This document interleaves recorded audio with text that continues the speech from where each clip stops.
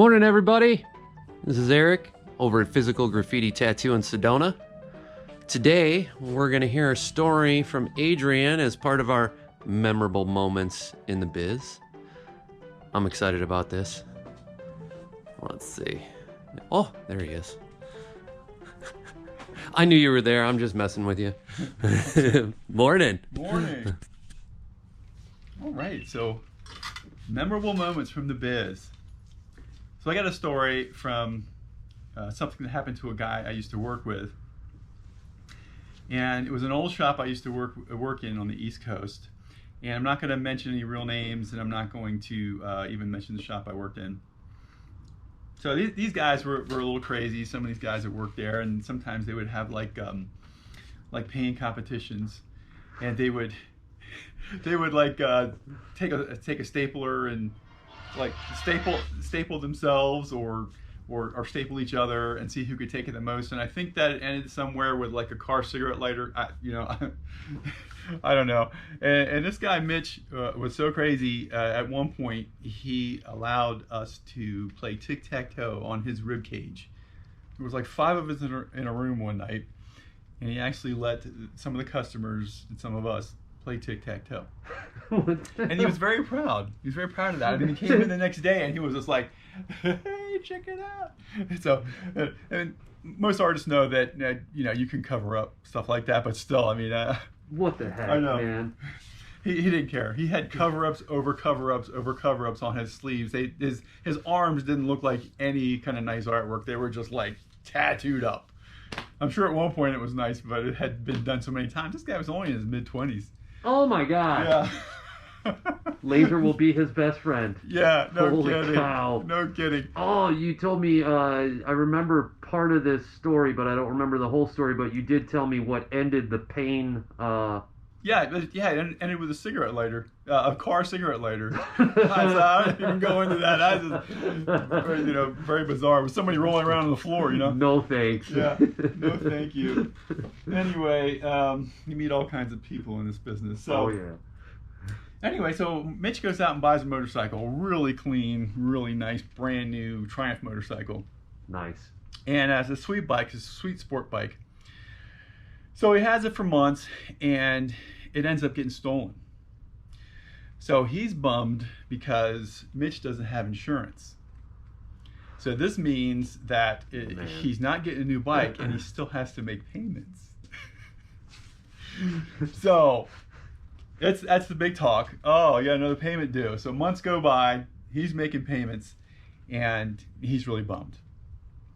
So one day, months later, his girl is out driving down the road, driving down the highway, and she sees his motorcycle. And how she determines or distinguishes his motorcycle from another motorcycle that looks just like it, is anybody's guess. I don't know, but she said she knew it was his.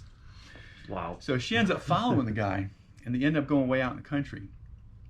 So she's really slick, and she makes her way through like a cornfield and some woods, and to this barn. And she peeks into the barn. I mean, this girl's life is in danger, taking a chance like this, I think. I don't know. And she looks in the barn, and there's hundreds of motorcycles in there. Oh, man. And so she leaves, and she actually comes to the shop and is telling all of us this. So they call the police, and the police say, "Okay, we're going to do a stakeout."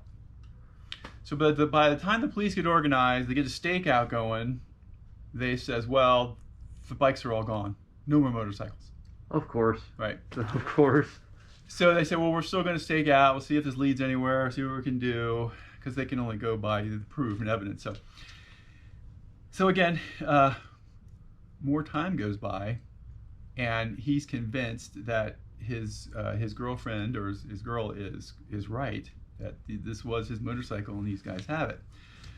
So one day I'm in the shop, it's a Sunday morning, and I'm taking a test on the computer because we had all computers all around the shop. We had some like little private areas where we could use the computer. So it's like 7, 8 o'clock in the morning, Sunday morning, taking a test, and in comes Mitch.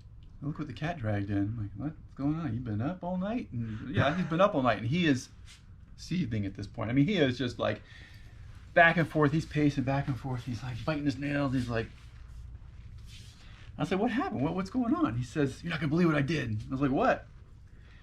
So what he said he did, he was up like 3 o'clock in the morning. Oh, man. he writes a note. He said, I'm going to write a note. I'm going to tell them I know that they have my motorcycle. This is who I am. This is my address. I want my motorcycle back. So what he plans to do is go over there and leave the note on the front door. Okay. So he heads over there. He knows where this barn is and where these people live. He heads over there at 3 in the morning and he walks up to the front door and he tests it and it's unlocked. So he brought a butcher knife along with him.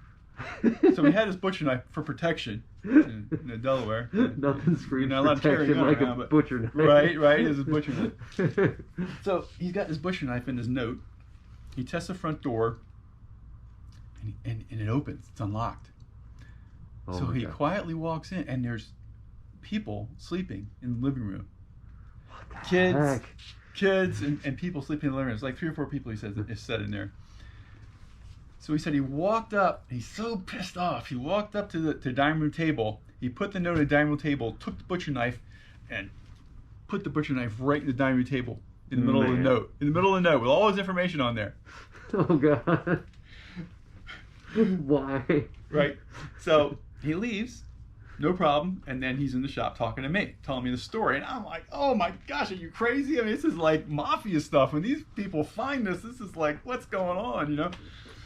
So a few days passed. I think it was maybe Wednesday. He and I are working in the shop, and there's nobody. I think it's just he and I. I think even the owner was gone, and these 2 guys walk in. I mean, these guys look like straight up gangster thugs.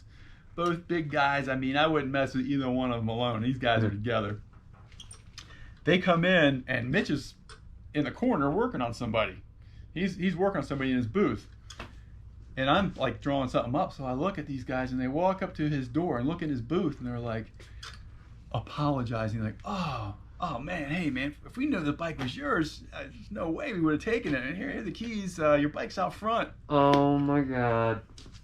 They brought the bike back. Oh, my God. So yeah, I mean, you walk into the lion's den and you're the biggest lion. You Seriously, know? what the heck? And total respect. These guys Oh. were like so scared of Rich. And That's nuts. yeah, That's nuts. I can't believe that worked. yeah, So between the 2 of them, dangerous. who do you think was more nutty? His girl or Mitch? I don't know, man. Let me tell you, they're both a little. Ooh, I got you. Anyway, I can tell you a lot more stories about I believe that it. whole I situation. believe it. This is just one of them. Oh my God! I can't But- believe that worked. Yeah. So anyway, to top off the story, again, maybe another week or so goes by. The phone rings at the shop, and they ask for Rich, and it's the police. And they say, Rich, we don't have any leads on your motorcycle yet. We don't know what's going on. We're still investigating. He goes, you know what? I got my motorcycle back. Thanks. Click. I'll bet he felt great doing that. Oh my God. I don't know, but the cops were probably flabbergasted. They're like, what do you mean? You know? Right. I got my bike back. I guess the end of that story. Oh Yeah. my God. So anyway, Seriously. memorable moments from the business. The stuff we see. Yeah. The Yeah. stuff we see. Oh. So anyway, thanks for watching. Thanks.